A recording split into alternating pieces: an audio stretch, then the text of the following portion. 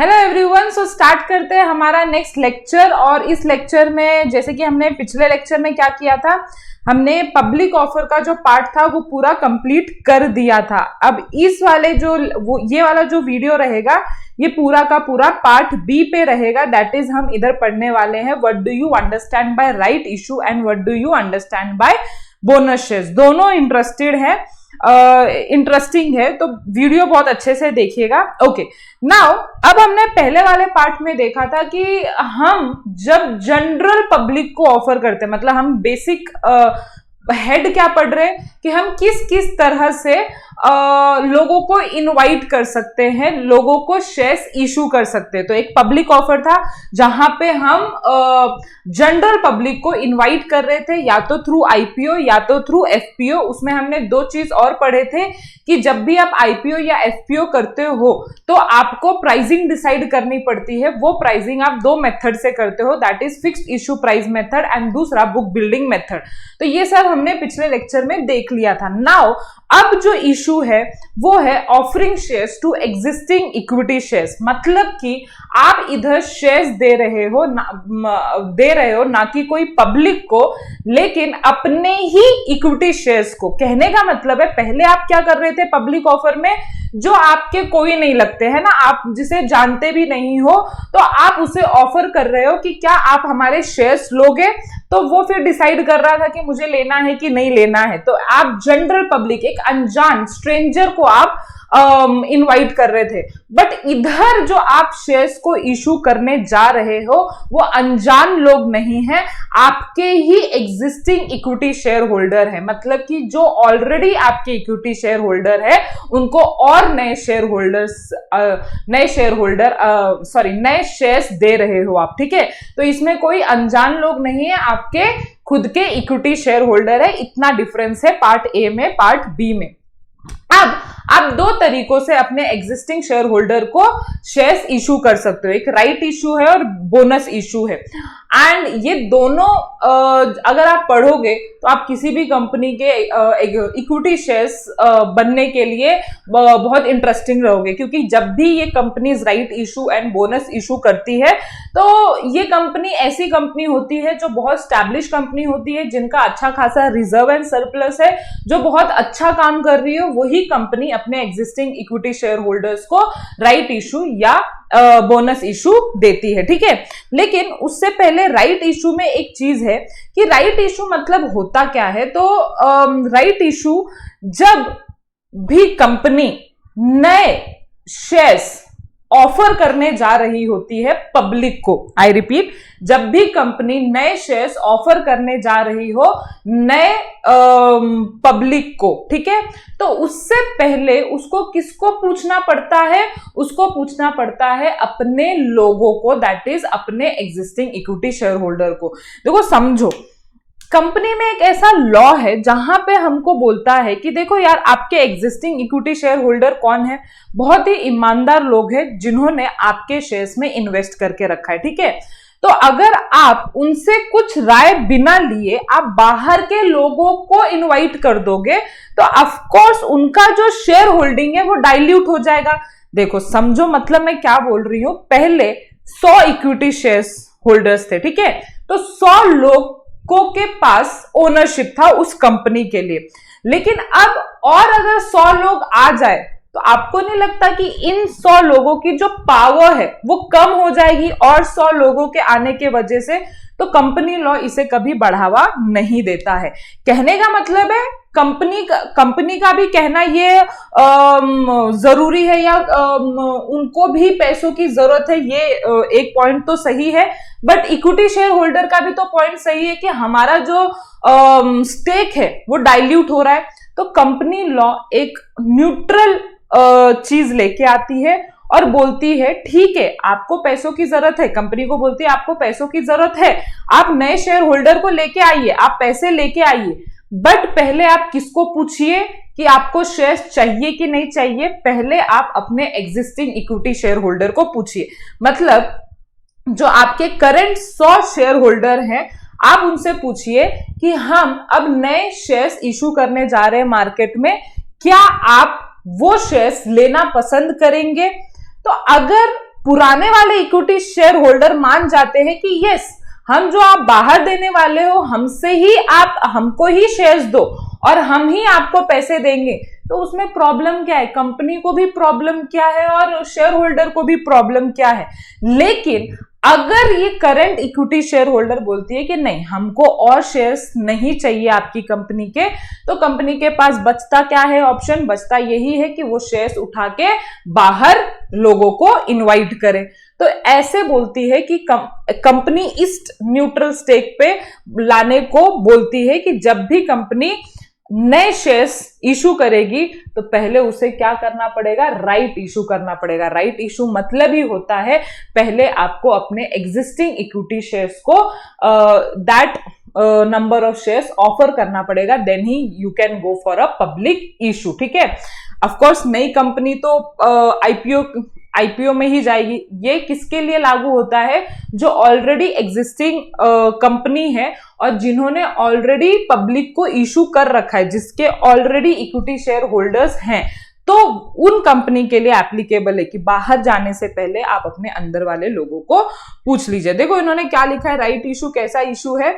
जहां पे आप अपना अगर फर्दर कैपिटल रेस करना चाहते हैं, मतलब और कैपिटल आप रेस करना चाहते हैं, तो पहले आप अपने एग्जिस्टिंग इक्विटी शेयर्स को पूछिए in proportion to their existing share holding. अभी बहुत लोगों को ये चीज नहीं समझता है कि ये चीज क्या है। देखो अब कंपनी के लोगों के पास बहुत सारे शेयर होल्डर्स होंगे, जैसे ए के पास 100 शेयर्स है ना, बी के पास हो सकता है 150 शेयर्स है, सी के पास 200 शेयर्स है, मतलब एनी नंबर ऑफ शेयर्स उनके पास रह सकता है। तो अब जब कंपनी राइट इशू ऑफर करती है तो एक रेशो डिसाइड करती है।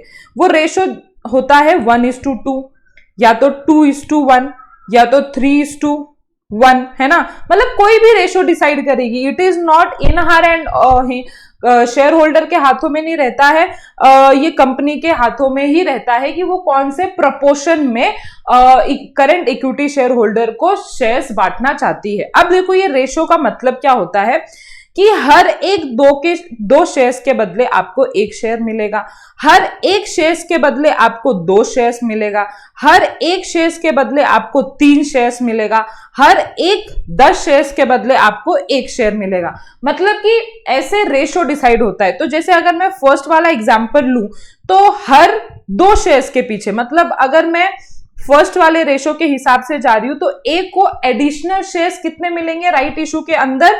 अगर मैं काउंट करूं तो इट इज 50, ठीक है, क्योंकि हर 2 शेयर्स के पीछे उसको 1 एडिशनल शेयर्स मिल रहा है। तो आप डिवाइड बाय 2 करोगे और इनटू 1 करोगे। वैसे ही आप नेक्स्ट का करो, वैसे ही आप 200 का करो, ठीक है, हर 2 शेयर्स के पीछे उसको एडिशनल 1 शेयर्स मिलेंगे। तो ऐसे रेशोज में डिसाइड होते हैं और रेशो के बदौलत ही उन्हें प्रपोर्शन के थ्रू उनको राइट इशू दिया जाता है। Such an issue of shares is called right issue of shares. तो ऐसे ही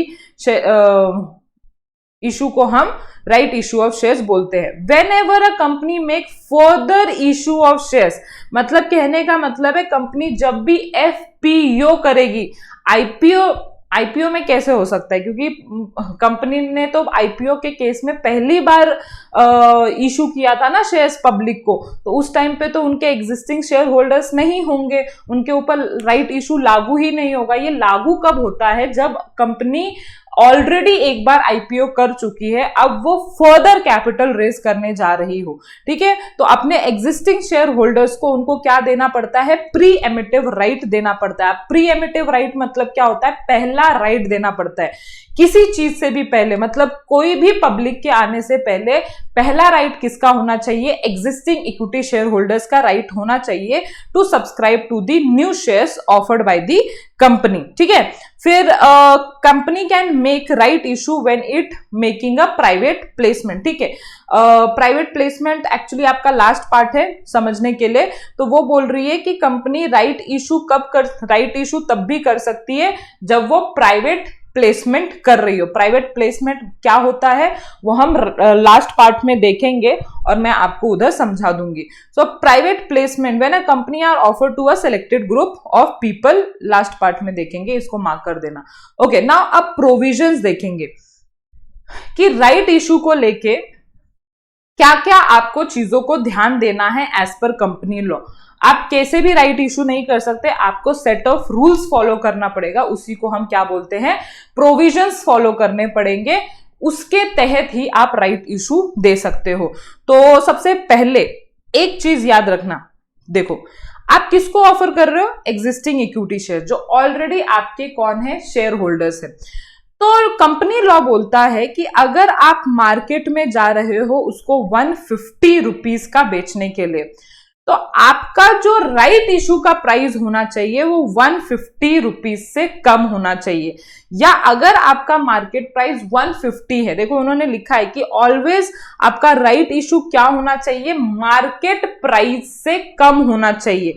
मतलब मार्केट में जो प्राइस चल रहा है उससे कम का राइट इशू का प्राइस होना चाहिए। अब ये क्यों, आप ही थोड़ा सोच के देखो ना कि आप अगर एग्जिस्टिंग इक्विटी शेयर होल्डर को बोलोगे कि हम आपको 160 रुपीज में राइट इशू दे रहे हैं, तो वो बोलेंगे हम आपसे खरीदने के बजाय मार्केट में से खरीद लेते, उधर तो 10 रुपए कम है आपके शेयर्स की वैल्यू। तो कभी भी ऐसा नहीं हो सकता है कि is equal to market price या मोर देन मार्केट प्राइस आप राइट इशू को इशू करो अपने एग्जिस्टिंग शेयर होल्डर को। तो आपको इससे कम का प्राइस चूज करना पड़ता है। It can be 148, it can be 147, whatever, but less than 150 होना चाहिए। So right shares are sold to existing shareholder at a price which is lesser than its market price. जब भी आप right issue करते हो तो आपको एक डॉक्यूमेंट सेंड करना पड़ता है हर एक इक्विटी शेयर्स के दरवाजे पे। दैट इज आजकल इलेक्ट्रॉनिक मेथड हो गया है, तो आप वो ईमेल के थ्रू भी सेंड कर सकते हो। बट पहले क्या होता था, पहले आपको ये रजिस्टर्ड पोस्ट के थ्रू या स्पीड पोस्ट के थ्रू या कोरियर के थ्रू या किसी इलेक्ट्रॉनिक मीडियम के थ्रू भेजना पड़ता था। आजकल फ्रैंकली स्पीकिंग तो ये registered post, speed post, courier नहीं चलते हैं इलेक्ट्रॉनिक की दुनिया में। आजकल सिर्फ इलेक्ट्रॉनिक मोड चल रहा है, दैट इज ईमेल। ठीक है, ईमेल के थ्रू आपको मेल आ जाता है कि ये कंपनी आपको राइट इशू ऑफर कर रही है। ठीक है, सो ये पहले का लिखा हुआ है, पहले जमाने में चलता था।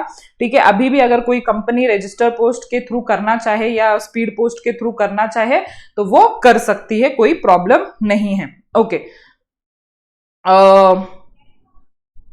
आगे वाला पार्ट देख लेते हैं। ये हो गया हमारा लेटर ऑफर, आपको कहाँ सेंड करना पड़ेगा, एग्जिस्टिंग इक्विटी शेयर्स को सेंड करना पड़ेगा through this medium. Now C part 1 is the letter of offer जो होना चाहिए, जो ये डॉक्यूमेंट हम सेंड कर रहे हैं एग्जिस्टिंग इक्विटी शेयर होल्डर्स को, तो उस पर ऑफकोर्स कुछ मेंशन होना चाहिए। तो क्या क्या चीजें मेंशन होना चाहिए, तो आप कितने नंबर ऑफ शेयर्स उस पर्टिकुलर शेयर होल्डर को ऑफर करने जा रहे हो, किस रेशो में ऑफर करने जा रहे हो, ये सबसे पहला चीज मेंशन होना चाहिए। जो सब्सक्रिप्शन पीरियड है, मतलब पीरियड ऑफ ऑफर है, कब से लेके कब तक जो एग्जिस्टिंग इक्विटी शेयर होल्डर है वो शेयर्स को सब्सक्राइब कर सकता है। ठीक है, मतलब कौन से डेट से लेके मैं कौन से डेट तक इस जो ऑफर मुझे मिला है कंपनी से वो मैं ले सकता हूं। तो उसका एक पीरियड होता है, डेफिनेट पीरियड होता है, वो कंपनी ने उधर मेंशन करना चाहिए। And which shall not be less than 15 day and which shall not exceeding 30 days. मतलब उन्होंने एक मतलब मिनिमम एंड मैक्सिमम डेज दे रखा है कंपनी लॉ में कि आपको कम से कम उन्हें 15 दिन का टाइम तो देना ही पड़ेगा और ज्यादा से ज्यादा आपको 30 दिन का टाइम देना है। ठीक है, मतलब इस रेंज में आप 18 दिन 19 दिन कितने भी दिन दो, लेकिन वो 14 दिन नहीं होना चाहिए एंड 31 डेज नहीं होना चाहिए। उन्होंने मिनिमम एंड मैक्सिमम प्रिस्क्राइब कर रखा है। नाउ अब लास्ट चीज जो मेंशन होगी आपके लेटर ऑफ ऑफर में, ये चीज मेंशन होगी कि जो अपने एग्जिस्टिंग इक्विटी शेयर होल्डर्स है उनके पास राइट टू रेनाउंस है। राइट टू रेनाउंस मतलब क्या होता है कि जो एग्जिस्टिंग इक्विटी शेयर्स है, अपने जो शेयर्स, मतलब अगर उनको नहीं लेना है, वो पर्टिकुलर नंबर ऑफ शेयर्स उनको अगर नहीं लेना है, तो वो क्या कर सकते हैं, वो किसी और के नाम पे उतने पर्टिकुलर नंबर ऑफ शेयर्स जो है वो दे सकते हैं। जैसे कि फॉर एग्जाम्पल मिस्टर ए को ऑफर मिला था, उसके पास ऑलरेडी कितने शेयर्स थे, 100 शेयर्स थे, ठीक है। तो उसको 1:2 के रेशो में वो 50 शेयर्स क्या कर सकता था, 50 शेयर्स को सब्सक्राइब कर सकता था, 50 शेयर्स को सब्सक्राइब कर सकता था। But for example mister A को ये कंपनी के शेयर्स नहीं चाहिए, बट उसके पास ऑफर तो है 50 शेयर्स लेने का, क्योंकि कंपनी ने उसे लेटर ऑफ ऑफर दिया है 50 नंबर ऑफ शेयर्स का, और पीरियड भी बता के रखा है। राइट इशू में एक एडवांटेज होता है सब्सक्राइबर के पास, मतलब कि एग्जिस्टिंग इक्विटी शेयर होल्डर के पास, कि अगर उसको ये नंबर ऑफ शेयर्स नहीं चाहिए तो वो अपने रिलेटिव, वो अपने फ्रेंड को बोल सकता है कि मैं ये नंबर ऑफ शेयर्स नहीं लूंगा, लेकिन मैं आपको ये राइट देता हूं, आप मेरे फ्रेंड हो, आप मेरे रिलेटिव हो, तो मैं आपको राइट देता हूं कि मेरे बदले ये शेयर्स आप खरीद लो, ठीक है। तो और इसमें एडवांटेज क्या होगा एग्जिस्टिंग शेयर होल्डर को, तो कंपनी ने उससे 148 रुपीस का अगर ऑफर किया है तो वो क्या करेगा, 149 का किसको दे देगा, अपने फ्रेंड को। मतलब 1 रुपए का इसको इधर एडवांटेज मिल गया, और प्लस वो जो फ्रेंड है उसको एडवांटेज क्या मिला कि अगर उसने मार्केट से खरीदा रहता तो उसको कितने रुपए का मिला रहता, 150 रुपीस का मिला रहता। लेकिन उसने क्या किया, मार्केट से ना लेके अपने फ्रेंड से ले लिया और उसे 1 रुपीस सस्ते में गिरा, ठीक है। तो ऐसा, इसको हम राइट टू रेनाउंस बोलते हैं कि आप अपने जो शेयर्स है वो गिव अप कर सकते हो किसी और पर्सन के नाम पे, ठीक है। तो लेकिन ऑफ कोर्स जो ये पर्सन है, करंट जो पर्सन है, वो क्या करेगा, वो ऑफ कोर्स उस प्राइस से, जितने में उसको ऑफर हुआ है उस प्राइस से ज्यादा देगा, ना उसका कुछ लॉस होगा ना इसका कुछ लॉस होगा, और दोनों का भी कुछ ना कुछ फायदा हो जाएगा, और दोनों जो रहेंगे वो हैप्पी हो जाएंगे। ये सिर्फ और सिर्फ राइट इशू में होता है, बोनस शेयर्स में ऐसा कोई भी प्रोविजन नहीं एप्लीकेबल है। ओके, तो जो भी पर्सन जो होता है, अगर उसने रिस्पॉन्ड नहीं किया राइट इशू के, मतलब जो डेट दिया हुआ था 15 डेज एंड 30 डेज की जो लिमिट दी हुई थी, अगर एग्जिस्टिंग इक्विटी शेयर ने रिप्लाई नहीं किया कि हमको उतने नंबर ऑफ शेयर्स चाहिए, तो कंपनी बोलेगी वो पर्सन इंटरेस्टेड नहीं है, और उतने नंबर ऑफ शेयर्स जो है वो अब पब्लिक को ऑफर कर देगी, ठीक है। वो बैठती नहीं रहेगी 1 महीना 2 महीना की अरे वो बोलेंगे हमको, उनको इंटरेस्टेड है कि नहीं। टाइम लिमिट खत्म होने के बाद जिन्होंने सब्सक्राइब किया उन्होंने सब्सक्राइब किया, जिन्होंने नहीं सब्सक्राइब किया वो तो कंपनी के पास आ ही गया, और जिन्होंने रिस्पॉन्ड भी नहीं किया वो भी कंपनी के पास आ गया है। अब कंपनी उतने नंबर ऑफ शेयर्स किसको ऑफर कर देगी, पब्लिक को ऑफर कर देगी, एकदम प्रोविजंस के हिसाब से। It is implied that he is not interested in the offer and the company can offer the unsold shares to new investors, ठीक है। So stipulated time means specified time, implied means understood as truth. मतलब कि आप ये दोनों word, implied means ये अब समझ चुके हैं कंपनी कि उन्हें इंटरेस्ट नहीं है। मतलब अगर आपने वो लेटर को रिस्पॉन्ड नहीं किया कि हमें चाहिए या नहीं चाहिए, तो इंप्लाइड का मतलब ऐसा होता है कि अब कंपनी हम इंटरप्रेट कर चुके हैं, समझ चुके हैं कि आपको उसमें कोई इंटरेस्ट नहीं है। Okay, now last one is the company has to obtain minimum subscription that is 90% of the issue. अभी ये मिनिमम सब्सक्रिप्शन भी एक बहुत बड़ा टॉपिक है प्राइवेट प्लेसमेंट जैसा, लेकिन प्राइवेट प्लेसमेंट तो आप इसी चैप्टर में पढ़ लोगे, बट मिनिमम सब्सक्रिप्शन जो है ना वो थोड़ा 4th आई थिंक सो इसी चैप्टर का पार्ट है। तो ये जो है मिनिमम सब्सक्रिप्शन मतलब क्या होता है वो भी मैं आपको लेटर ऑन चैप्टर में आपको समझाऊंगी, और दोबारा राइट इशू में आऊंगी कि इधर इसका मतलब क्या था, ठीक है। तो अभी के लिए सिर्फ इतना समझ लेना कि जब भी हम राइट इशू करते हैं तो हमारा इशू का 90% तो सब्सक्राइब होना ही चाहिए, वरना वो पूरा का पूरा रिवोक हो जाता है। कहने का मतलब देखो, थोड़ा बहुत समझा देती हूं कि अगर आपने मार्केट में कितने नंबर ऑफ शेयर्स फ्लोट किए, 1 लाख शेयर्स दिए, ठीक है, इसमें राइट इशू इंक्लूडेड था। तो कहने का मतलब होता है मिनिमम सब्सक्रिप्शन कि आपके 90,000 जो शेयर्स है वो सब्सक्राइब होने ही होने चाहिए। अगर वो 80,000 हुआ या 85,000 हुआ, मतलब विच इज लेस देन 90%, तो सेबी ऐसा बोलती है कि आप उस चीज के लायक ही नहीं हो जो पब्लिक से पैसे ले सको। मतलब आपके 90% ऑफ इशू भी आप नहीं कर पा रहे हो तो आप उसके लायक भी नहीं हो। अभी आप बोलोगे मैम मतलब 90% लाया, जैसे कि आप बोलोगे यार 90% तो बहुत ज्यादा होता है कि अगर कंपनी फेल हो गई, मतलब उसको सिर्फ 89% का सब्सक्रिप्शन मिला तो उसे फिर सारा पैसा रिफंड करना पड़ेगा। नहीं, इस केस में एक उनकी जो नैया है वो पार लगाने वाली एक चीज है हमारे पास, जिसे हम बोलते हैं अंडर राइटर। अंडर राइटर एक ऐसा एजेंट होता है जो अनसब्सक्राइब कैपिटल को क्या कर लेता है, सब्सक्राइब कर लेता है और जो इशू है उसे बढ़ने देता है। मतलब कि ऐसा कंपनी के साथ ना के बराबर चांसेस होता है कि उसके जो शेयर्स है वो अनसब्सक्राइब रह जाए, क्योंकि अनसब्सक्राइब पोर्शन के लिए ही हम एक एजेंट को अपॉइंट कर देते हैं, which is allowed by company law, कि आप अपने ही कुछ एजेंट को अपॉइंट कर सकते हो कि अगर पब्लिक ने इंटरेस्ट नहीं बताया तो आपके जो एजेंट रहेंगे वो आपके अनसोल्ड शेयर सब्सक्राइब कर लेंगे, जिससे क्या होगा, आपका 100% ऑफ इशू सब्सक्राइब हो जाएगा और जिससे कि आपको कुछ भी पेमेंट नहीं करना पड़ेगा।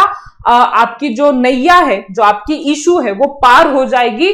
और सिर्फ यही होता है कि एजेंट को एक पोर्शन ऑफ कमीशन देना पड़ता है, मतलब वो कंपनी देती है एजेंट को। ये लेटर ऑन हम पूरा पढ़ने वाले हैं। सिर्फ इतना अभी के लिए याद रखना कि राइट इशू के अंदर भी क्या करना पड़ता है, आपको 90% ऑफ इशू जो है वो कंडीशन जो है मिनिमम सब्सक्रिप्शन का वो आपको फुलफिल करना पड़ेगा। अगर वो फुलफिल नहीं किया तो सब नेकी कर दरिया में डाल, ऐसा वाला पार्ट हो जाएगा। इसीलिए आपको ये चीज याद रखना, और ये चीज हम डिटेल में पढ़ लेंगे, मैं बार बार यही बोल रही हूं। नाउ अब बोनस इशू पढ़ते हैं, या तो हम इसे नेक्स्ट लेक्चर में करेंगे। आज के लिए इतना ही, मतलब मेरे को ऐसा लग रहा है ये वीडियो थोड़ा ज्यादा बड़ा हो गया है तो मैं इसको इतना ही करूंगी। तो मिलते हैं हम नेक्स्ट लेक्चर में। Till then bye bye.